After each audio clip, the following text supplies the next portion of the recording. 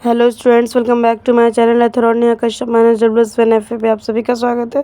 आज हम करने वाले हैं साइंस का चैप्टर 9 विद्युत एवं परिपथ। इसकी एक्सप्लेनेशन करने वाले हैं। स्टार्ट करते हैं। हम विद्युत का उपयोग अपने बहुत से कार्य आसान बनाने के लिए करते हैं। उदाहरण के लिए हम विद्युत का उपयोग कुएँ से पंप द्वारा जल बाहर निकालने अथवा ज़मीन की सतह से जल को छत पर रखी हुई टंकी में पहुँचाने के लिए करते हैं। अन्य कौन कौन कार्य हैं जिनके लिए आप विद्युत का उपयोग करते हैं, उनमें से कुछ को सूचीबद्ध कर अपनी नोटबुक में लिखिए।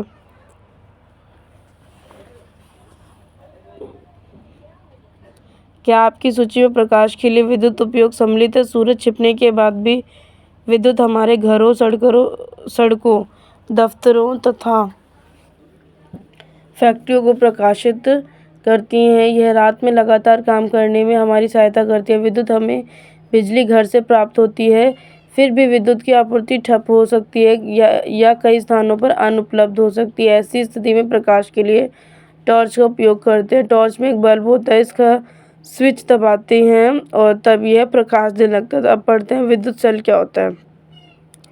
टॉर्च के बल्ब को विद्युत सेल से मिलती विद्युत सेल का उपयोग विद्युत स्रोत के रूप में अलार्म के तौर पे होता है।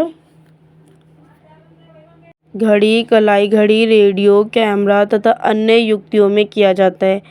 क्या आपने कभी विद्युत सेल को ध्यानपूर्वक देखा है? आपने यह देखा होगा कि इसके एक और धातु की टोपी तथा दूसरी ओर धातु की डिस्क होती है। चित्र 9.1। क्या आपने विद्युत सेल के ऊपर एक धन चिन्ह प्लस तथा एक ऋण चिन्ह माइनस देखा है? विद्युत सेल में धातु की टोपी धनात्मक सिरा तथा धातु की डिस्क ऋणात्मक सिरा कहलाता है। सभी विद्युत सेलों में दो सिरे होते हैं, जिनमें एक धनात्मक टर्मिनल सिरा तथा दूसरे में ऋणात्मक होता है। विद्युत सेल में संचित रासायनिक पदार्थों से सेल विद्युत उत्पन्न करता है। जब विद्युत सेल से संचित रासायनिक पदार्थ इस्तेमाल कर लिए जाते हैं तब विद्युत सेल विद्युत पैदा करना बंद कर देता है। तब तो स्टूडेंट्स, यहाँ पे एक चेतावनी है, जो आप रीड कर लीजिए तो आपको बहुत ही यूज़फुल इन्फॉर्मेशन मिल सकती है। नीचे की तरफ स्क्रॉल करते हैं। जैसे यहाँ पे तंतु है, टर्मिनल है, टॉर्च का बल्ब और उसका भीतरी दृश्य किस तरीके का है। उस विद्युत सेल को एक नए विद्युत सेल से बदलना पड़ता है। टॉर्च के बल्ब में कांच का एक बाहरी आवरण धातु की तरह पर चिपका होता है। चित्र 9.2। बल्ब के कांच के आवरण के अंदर क्या होता है? तो बेटा एक्टिविटी है जो कि आप खुद से कर लीजिए रीड, नहीं तो इसमें जो हमारा चैप्टर है बहुत ही लेंथी हो जाएगा। इसलिए इसमें मेन टॉपिक कवर करेंगे। सिर्फ चेतावनी, इस चैप्टर में दोनों में ही दो दो टर्मिनल होते हैं। इसमें ये दो टर्मिनल क्यों होते हैं? तो विद्युत सेल से जुड़ा हुआ बल्ब। आइए विद्युत सेल का उपयोग करके एक बल्ब को दीप्तिमान करने का प्रयास करते हैं। ऐसा हम किस प्रकार कर सकते हैं? स्टूडेंट्स, ये एक्टिविटी है, इसको आप खुद से रीड कीजिए। जैसा कि हमने बात करी है कि मेन टॉपिक्स ही कवर करेंगे, ज़्यादा हम लेंथी चैप्टर नहीं करेंगे। तो देखते हैं यहाँ पे विद्युत परिपथ। विद्युत परिपथ क्या चीज़ होती है? तो क्रियाकलाप 2 में आपने विद्युत सेल के एक टर्मिनल को तार द्वारा बल्ब से होते हुए विद्युत सेल के दूसरे टर्मिनल से जोड़ा। ध्यान दीजिए कि चित्र 9.5a, यहाँ पे आपको कुछ सेल दिखाई दे रहे होंगे। विद्युत सेल तथा बल्ब को जोड़ने की विभिन्न व्यवस्थाएं हैं ये स्टूडेंट्स। नेक्स्ट नीचे की तरफ स्क्रॉल करते हैं। तथा चित्र 9.5f की व्यवस्थाओं में विद्युत सेल के दो टर्मिनल बल्ब के दो टर्मिनल से जोड़े जाते हैं। इस प्रकार की व्यवस्था विद्युत परिपथ का एक उदाहरण है। विद्युत परिपथ विद्युत सेल के दो टर्मिनलों के बीच विद्युत प्रवाह के संपूर्ण पथ को दर्शाता है। बल्ब केवल तभी दीप्तिमान होता है जब परिपथ में विद्युत धारा प्रवाहित होती है। चित्र विद्युत परिपथ में चित्र 9.6 में दर्शाए गए अनुसार विद्युत धारा की दिशा विद्युत सेल के प्लस टर्मिनल से माइनस टर्मिनल की ओर होती है। जब बल्ब के दो टर्मिनलों को तार के द्वारा विद्युत सेल के टर्मिनल से जोड़ा जाता है तो बल्ब के तंतु से होकर विद्युत धारा प्रवाहित होती है। यह बल्ब दीप्तिमान करती है। कभी कभी विद्युत बल्ब विद्युत सेल से जुड़े होने पर भी दीप्तिमान नहीं होते। ऐसा बल्ब के फ्यूज होने के कारण हो सकता है। फ्यूज बल्ब को ध्यानपूर्वक देखिए। क्या इसका तंतु अक्षुण्ण है? विद्युत परिपथ में धारा की दिशा। विद्युत बल्ब कई कारणों से फ्यूज हो सकता है। इनमें से एक कारण बल्ब के तंतु का खंडित होना। बल्ब का तंतु खंडित होने के कारण विद्युत सेल के टर्मिनलों के बीच विद्युत धारा का परिपथ टूट जाता है, इसलिए फ्यूज बल्ब के तंतु से विद्युत धारा प्रवाहित ना होने के कारण यह दीप्तिमान नहीं होता, मतलब जलता नहीं है। क्या आप यह बता सकते हैं कि चित्र 9.5 बी, सी, डी तथा ई में आपके प्रयास करने पर भी बल्ब दीप्तिमान क्यों नहीं होता? तो अब हमें ज्ञात है कि विद्युत सेल का उपयोग कर बल्ब को दीप्तिमान कैसे किया जा सकता है। क्या आप अपने लिए एक टॉर्च बनाना पसंद करेंगे? तो यस, देखते हैं क्या होता है। और यहाँ पे स्टूडेंट्स एक्टिविटी है जो कि आप खुद से रीड करेंगे। नीचे की तरफ स्क्रॉल करते हैं, जैसे घर में तैयार की गई टॉर्च और विद्युत परिपथ में धारा की दिशा।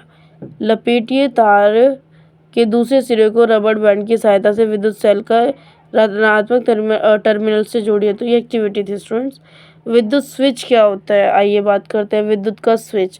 घर में तैयार की गई टॉर्च को ऑन अथवा ऑफ करने में विद्युत बल्ब को विद्युत सेल की नोक के से स्पर्श करते अथवा हटाते हैं। यह एक साधारण विद्युत स्विच है। इसे उपयोग करना सुविधाजनक नहीं है। हम अपने उपयोग के लिए दूसरा सरल एवं सुविधाजनक स्विच बना सकते हैं। तो स्टूडेंट्स यहाँ पे एक्टिविटी है, तो प्लीज़ आई होप इसको रीड कर लीजिए ताकि जो भी और पॉइंट्स हैं वो आपको क्लियर हो जाए। तो जैसे कि ये हमारा साधारण स्विच है, ओके।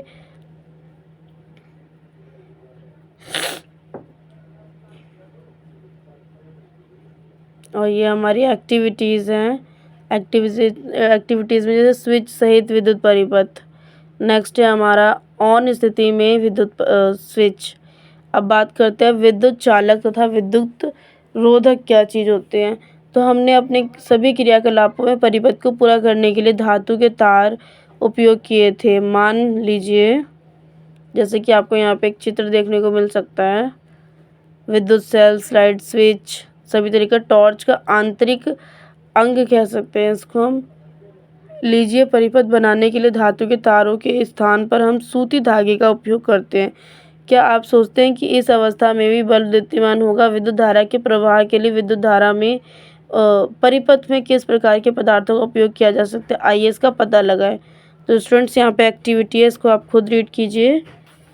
नीचे चालक परीक्षित जब चालक परीक्षित चाबी के संपर्क में होता है तो बल्ब के जलने की जांच करना।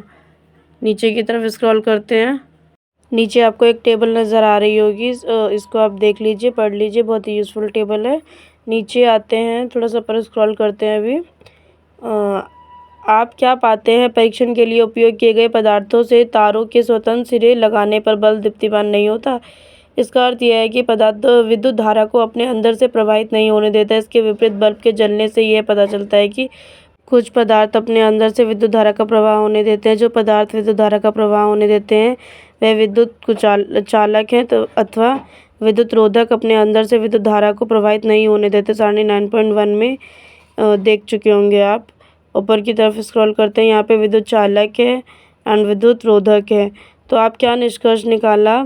कौन से पदार्थ विद्युत चालक हैं और कौन से विद्युत रोधक? अध्याय 2 के उन पदार्थों को स्मरण करें। स्मरण मतलब याद करें जो चमकदार होते थे, वह क्या वे विद्युत चालक हैं? अब आप आसानी से समझ सकते हैं कि तारों को बनाने के लिए तांबा, एल्यूमिनियम तथा अन्य वस्तुएं क्यों प्रयुक्त की जाती हैं। आइए क्रियाकलाप 4 का देखते हैं कुछ। स्विच के साथ एक परिपथ बना था। चित्र 9.9। जब स्विच खुली स्थिति में था तब क्या दो ड्राइंग पिन थर्मोकोल शीट से जुड़े हुए नहीं थे, परंतु आप जानते हैं कि थर्मोकोल एक विद्युत रोधक है। रिक्त स्थान में जब वायु होती है तब क्या होता है? चूँकि स्विच के दो ड्राइंग पिन के बीच में जब केवल एक वायु थी तो बल्ब दीप्तिमान नहीं होता। इसका तात्पर्य यह है कि वायु भी विद्युत रोधक है। विद्युत चालक तथा विद्युत रोधक हमारे लिए समान रूप से महत्वपूर्ण है। स्विच, विद्युत प्लग, सॉकेट सुचालक पदार्थों से बनाया जाता है। नीचे आपको चेतावनी दिख रही है स्टूडेंट्स, ये चीज़ पढ़ा कीजिए जहाँ पे भी नोट हो या चेतावनी हो, क्योंकि यहाँ पे बहुत ही इंपॉर्टेंट इन्फॉर्मेशन होती है। आपका शरीर विद्युत का बहुत चालक है, विद्युत का बहुत अच्छा चालक है। अंतः विद्युत उपकरणों का उपयोग करते समय सावधानी बरतिए। तो यहाँ पे प्रमुख शब्द जैसे बल्ब, विद्युत चालक, विद्युत सेल, विद्युत परिपथ, तंतु, विद्युत रोधक, स्विच, टर्मिनल। तो ये मेन पॉइंट्स हैं, इनके आपको मीनिंग पता चल गए होंगे। ये आपका सारांश है, मीन्स चैप्टर का पूरा निचोड़ होता है यहाँ पे। विद्युत सेल विद्युत का एक स्रोत है। विद्युत सेल में दो टर्मिनल होते हैं, एक धन टर्मिनल प्लस एक ऋणात्मक टर्मिनल। विद्युत सेल में एक फिलामेंट होता है जो इसके टर्मिनलों से जुड़ा होता है। विद्युत धारा प्रवाहित होने पर विद्युत बल दीप्त हो उठता है। विद्युत बंद परिपथ में विद्युत धारा विद्युत सेल के एक टर्मिनल से दूसरे टर्मिनल तक प्रवाहित होता है। जिन पदार्थों से होकर विद्युत धारा प्रवाहित हो सकती है वे विद्युत चालक कहलाते हैं। जिन पदार्थों से होकर विद्युत धारा प्रवाहित नहीं हो सकती वो कुचालक कहलाते हैं। तो स्टूडेंट्स, ये था हमारा चैप्टर का एक्सप्लेनेशन। आई होप वीडियो पसंद आया होगा। वीडियो पसंद आए तो वीडियो को लाइक कमेंट शेयर कीजिएगा। एंड इस चैप्टर के क्वेश्चन आंसर आपको नेक्स्ट वीडियो में मिलेंगे। आई होप आपको वीडियो पसंद आया होगा। ऐसी यूज़फुल वीडियो अपने दोस्तों के साथ शेयर कीजिए ताकि वो मोटिवेट होकर स्टडी जारी रखें।